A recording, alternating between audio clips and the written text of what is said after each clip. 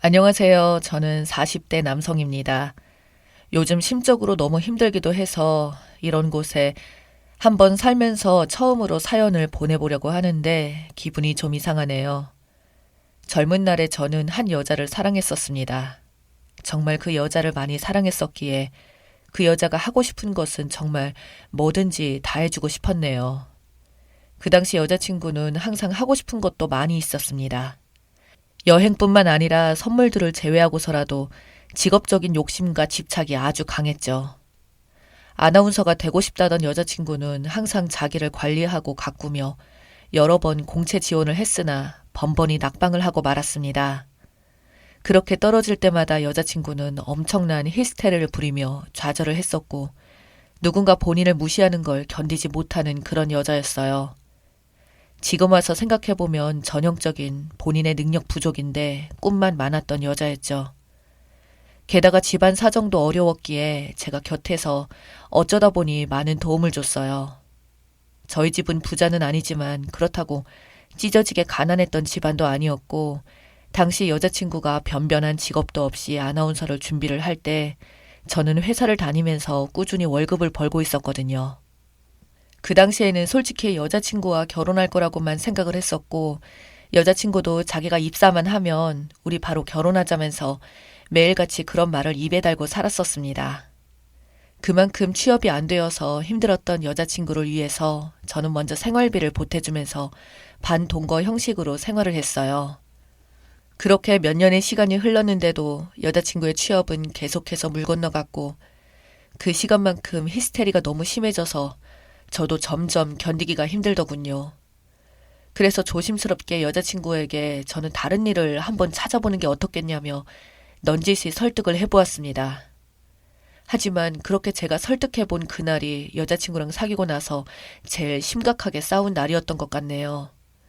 여자친구는 저에게 대뜸 내가 지금 취업 못한다고 무시하는 거냐고 그깟 돈 가지고 자기의 자존심을 건드리지 말라고 하더니 그 뒤 몇 달 지나지 않아 저에게 갑자기 헤어지자고 일방적으로 말을 하더군요. 그러면서 자기가 살고 있는 이 집에서 당장 나가달라고 했습니다. 저는 무척이나 당황스러웠어요. 왜냐하면 그 전날까지도 저랑 같이 생활했고 며칠 전에는 같이 웃으면서 여행을 다녀오고 그랬는데 갑자기 저보고 헤어지자며 지금 당장 집에서 나가달라니요. 저희 집에서는 여자친구와 제가 사귄 기간이 어느 정도 되었다 보니 여자친구에 대해서 다 알고 있었고 여자친구가 아나운서 시험은 번번이 떨어졌지만 그래도 당시에 대학교도 나쁘지 않은 곳을 나왔기에 저희 집에서는 그냥 결혼해서 여자친구는 살림살이 하고 돈은 네가 벌면 되지 이런 식으로 생각을 했었거든요. 요즘과 달리 그때 시기에는 여성에게 직업에 대한 강요가 많던 시기는 아니어서 더 그랬던 것 같아요. 하지만 지금 상황이 뜬금없이 별다른 이유도 없이 이런 식으로 저에게 이별을 통보했고 그 뒤로 제가 이해가 되지 않는다며 당시 여자친구에게 찾아도 경찰에 신고하겠다고 제가 하는 행동들이 범죄적인 스토킹이라고 하더군요.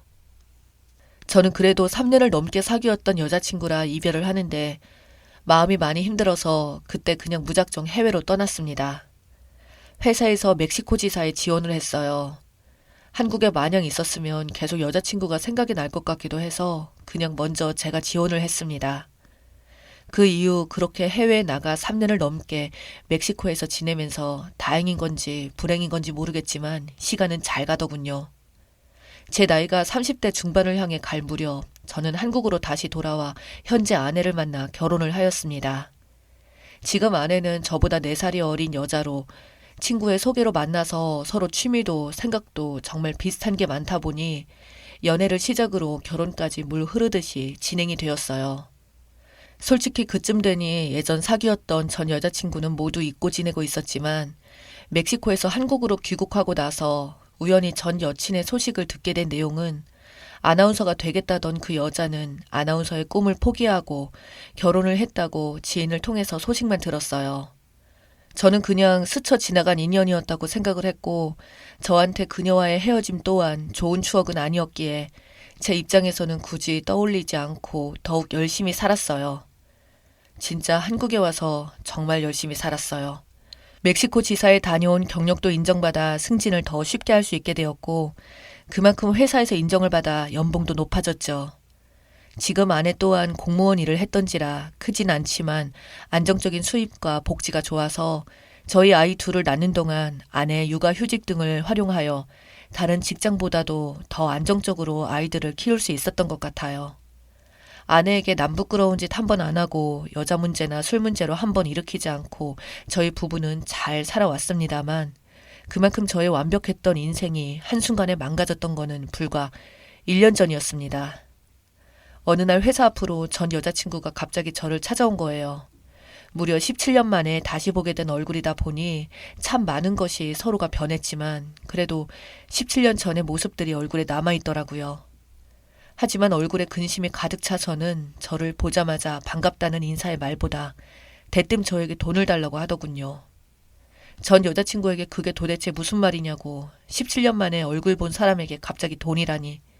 내가 너에게 그럴 정도의 관계는 더 이상 아니라고. 그리고 네 남편이 나보다 더 벌면 훨씬 더 벌 텐데 왜 남편한테 안 하고 나한테 달라고 하냐고 하니까 전 여자친구는 그것에 대한 답변으로 저에게 양육비를 달라는 겁니다. 저는 도통 무슨 말인지 한참을 이해 못하고 있었어요. 그러다가 제가 설마 했는데 제 표정을 보더니 맞다고. 나 사실은 네 아이 키우고 있다고 하더군요. 저는 모든 상황이 도무지 이해가 가지 않았어요. 갑작스럽게 통보도 없이 날 버리고 다른 남자와 결혼했는데다가 지금 헤어진 지가 세월이 얼마인데 내 아이냐고 했더니 전 여자친구 입에서 나온 말에 저는 경악을 금치 못했습니다. 저랑 그렇게 싸운 이후로 3개월 동안 바람을 피우면서 2명의 남자를 만났다더군요. 집에서는 저와 지내면서 자고 밖에서는 의사인 이 남자를 만났다고 하는데요. 예전에 제가 전 여자친구에게 학원을 가라고 제가 준 돈을 전부 그 남자와 여행을 다니면서 노는 데 썼고 의사인 남자와 만나다가 임신을 하게 됐는데 처음에는 누구 아이인지 알 수가 없었다고 합니다. 그래서 고민 끝에 3년을 넘게 부부처럼 살던 나를 선택하느냐 아니면 현실적으로 아나운서는 자기는 힘든 것을 알고 있으니 경제적으로 여유가 넘치는 남편을 선택할까 고민 끝에 저를 버리고 그 남자를 선택했었고 그 와중에 저는 아무것도 모른 채 범죄 스토커 취급을 받으며 버려진 거였어요. 생각해보면 전 여자친구는 아나운서가 되겠다며 임신 안 하려고 나름 관리를 철저히 했었거든요. 그러면서도 임신 테스트기를 써서 한 달에 한 번씩은 꼭 체크하던 여자였어요. 그제서야 저는 상황이 믿을 수는 없었지만 예전에 이해가 되지 않던 것이 이제는 이해가 되더군요.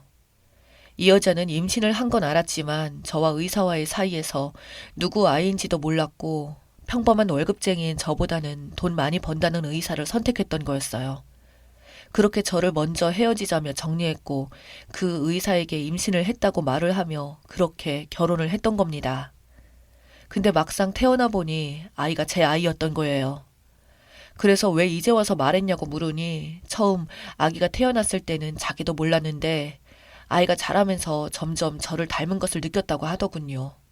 그리고 직감적으로 제 아이인 걸 알았는데 그래도 자기만 입을 꼭 다물고 있으면 안 걸릴 거라고 믿고 여태 살았고 그 당시에는 유전자 검사라는 게 활발한 시기는 아니었기에 아무런 문제가 없었다고.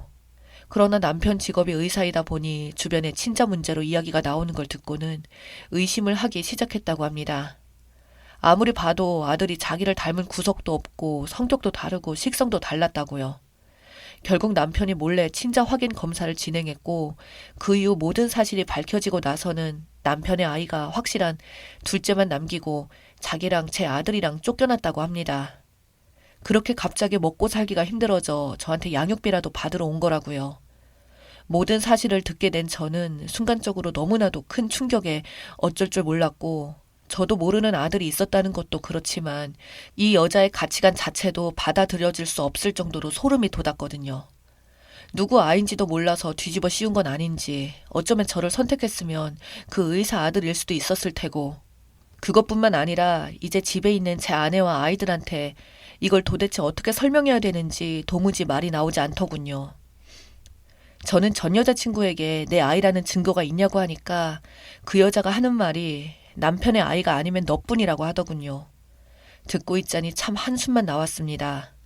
그래서 전 여친에게 그렇게 말하면 너는 나랑 그 남자에게 씻을 수 없는 죄를 지은 거라고 첫 번째는 나를 놔두고 바람 피운 거고, 두 번째는 누구 아이인지 모르니까 한 명에게 뒤집어 씌운 거고, 그때는 나를 스토커로 만들어서 쫓아내더니 이제 와서 돈을 달라고, 네가 벌인 일이니까 네가 알아서 책임지라고 말하고는 그 자리를 박차고 나왔고, 집으로 돌아와서는 정말 수많은 고민을 했습니다. 이 사실을 아내에게 어떻게 말해야 하냐고요. 정말 이 아이는 맞기는 한 걸까? 진짜 그 아이가 찾아오면 어떡하지? 아이들한테는 뭐라고 해야 되지? 거의 한 달을 잠도 못 자고 밥도 제대로 못 먹을 정도로 극심한 스트레스 약을 먹으며 버텨갔는데 어느 날 그 우려하던 일이 터지고 말았습니다.